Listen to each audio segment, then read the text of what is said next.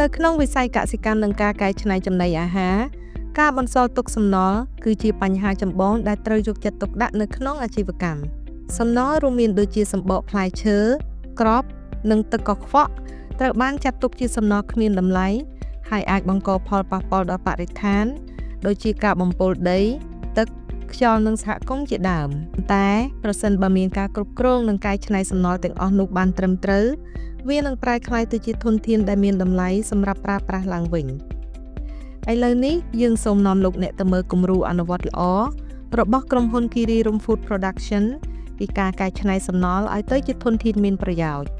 ជំរាបសួរខ្ញុំបាទឈ្មោះពលរដ្ឋមានតួនាទីជា Farm Supervisor នៅក្នុងក្រុមហ៊ុន Kirirum Food Production ជាធម្មតាការកែច្នៃនៅផលិតផលកសិកម្មតែងតែមានបញ្ហាច្រើនពាក់ព័ន្ធទៅនឹងការគ្រប់គ្រងកាកសំណល់ហើយនឹងទឹកកខ្វក់ដោយសារគេត្រូវការទីតាំងសម្រាប់ទុកដាក់និងគ្រប់គ្រងឲ្យបានត្រឹមត្រូវដើម្បីជៀសវាងនៅផលប៉ះពាល់ទៅដល់បរិស្ថានហើយនិងមនុស្សជុំវិញប៉ុន្តែ Kirirum Food Production យល់ឃើញថាការទុកដាក់នៅកាកសំណល់រយៈពេលវែងដោយមានការកែច្នៃយកមកប្រើប្រាស់វិញគឺគង់តែបង្កនៅផលប៉ះពាល់ទៅដល់បរិស្ថាននិងមនុស្សដដែលដូច្នេះហើយទើបក្រុមហ៊ុនយើងសម្រេចចិត្តយកកាកសំណល់ទាំងអស់ដែលយើងមានមកកែច្នៃដើម្បីប្រើប្រាស់ជាផលប្រយោជន៍វិញអត្ថប្រយោជន៍ធំមួយចំនួនដែលយើងទទួលបានមកពីការកែច្នៃនៅកាកសំណល់មានដូចជាការបន្ថយនៅផលប៉ះពាល់ទៅលើបរិស្ថាននិងមនុស្សប្រើប្រាស់ឲ្យអស់លទ្ធភាពនៅធនធានដែលយើងមានដើម្បីបម្រើផលប្រយោជន៍ច្រើនវិស័យបំលែងនៅ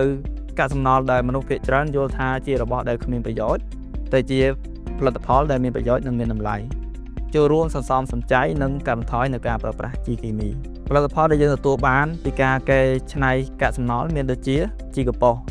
ដោយជីកំប៉ុស្តនេះគឺយើងប្រើប្រាស់នៅកាកសំណល់សម្បកស្វាយនិងគ្រាប់ស្វាយដែលចេញពីរោងចក្របូកផ្សំជាមួយនឹងស្មៅដែលយើងកាត់ចេញមកពីចម្ការផលិតបានជាជីកំប៉ុស្តហើយជីកំប៉ុស្តដែលយើងផលិតបានគឺយើងយកទៅប្រើប្រាស់ជាមួយដំណាំដែលយើងមានដូចជាស្វាយម្ទេសនិងដំណាំផ្សេងៗទៀតដោយជីកំប៉ុស្តវាធ្វើឲ្យដំណាំទាំងអស់នោះមានការលូតលាស់ល្អជាងមុននិងផ្ដល់ផលបានច្រើនជាងមុនទី2ឡជីវៈស្មានឬយើងហៅថា biogas ឡជីវៈស្មានឬ biogas នេះយើងផលិតចេញមកពីទឹកកខ្វក់ដើម្បីប្រើប្រាស់ជាថាមពលដុតកម្ដៅនៅក្នុងផ្ទះបាយនិងឡចំហាយសម្រាប់រោងចក្រវិញពួកយើងលើកទឹកចិត្តឲ្យម្ចាស់រោងចក្រនិងម្ចាស់អាជីវកម្មផ្សេងទៀតយកចិត្តទុកដាក់ទៅលើការគ្រប់គ្រងនិងកែច្នៃកាកសំណល់ឲ្យមានសិទ្ធិភាពដើម្បីកាត់បន្ថយនូវផលប៉ះពាល់ទៅលើបរិស្ថាននិងមនុស្ស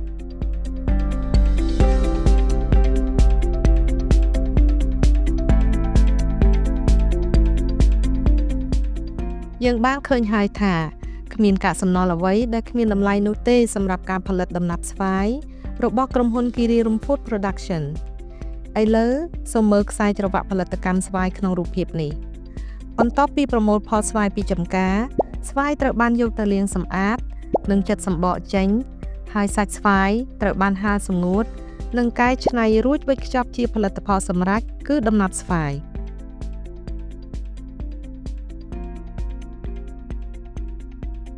នៅក្នុងដំណើរការផលិតកម្មនេះសម្បកស្វាយជាទូទៅជាកាកសំណល់ប៉ុន្តែអ្វីដែលធ្វើឲ្យក្រុមហ៊ុន Kirirum Food Production ខុសពីក្រុមហ៊ុនដទៃគឺការគិតគូរពីបរិស្ថានដោយការយកសម្បកស្វាយទៅហាលសម្ងួតក្រោមកម្ដៅថ្ងៃដើម្បីធ្វើជីកំប៉ុស្តជីកំប៉ុស្តសម្បូរទៅដោយសារធាតុចិញ្ចឹមសម្រាប់បំពន់និងបង្កើនទិន្នផលដំណាំហូបផ្លែរួមមានដំណាំស្វាយម្ទេសនិងបន្លែផ្លែឈើផ្សេងទៀតចំពោះម្សៅម្ទេសវិញក៏បានក្លាយទៅជាគ្រឿងផ្សំប្រើសម្រាប់បន្ថែមរសជាតិលើដំណាប់ស្វាយនិងបង្កើតទៅជាផលិតផលសម្រេចថ្មីមួយប្រភេទទៀតគឺដំណាប់ស្វាយរសជាតិហឹរតាមវដ្តផលិតកម្មនេះគ្រប់ជំហានមានភាពប្រតិប្រឡាគ្នាដោយពីមួយជំហានទៅមួយជំហានសំណល់ដែលចេញពីដំណើរផលិតកម្មមួយបានក្លាយទៅជាវដ្តផលិតកម្មមួយទៀតសម្បកនិងគ្រាប់ស្វាយត្រូវបានកែច្នៃជាជីកំប៉ុស្តហើយជីកំប៉ុស្តត្រូវបានប្រើប្រាស់ជាកាតាលីករដ៏សំខាន់ក្នុងការជំរុញផលិតភាពត្រឡប់ទៅដើមស្វាយវិញដូចគ្នាដែរជីកំប៉ុស្តនេះក៏នឹងផ្ដល់សារធាតុចិញ្ចឹមឲ្យដំណាំម្ទេសដែលនឹងត្រូវផលិតជាម្សៅម្ទេសសម្រាប់បន្ថែមរសជាតិឲ្យដំណាប់ស្វាយ អ្វីដែលលោកអ្នកទៅតែឃើញនេះគឺជាវដ្តផលិតកម្មដែលបង្ហាញថាក្រុមហ៊ុន Kiri Room Food Production មិនត្រឹមតែផលិតបាននូវផលិតផលជាច្រើនមុខនោះទេ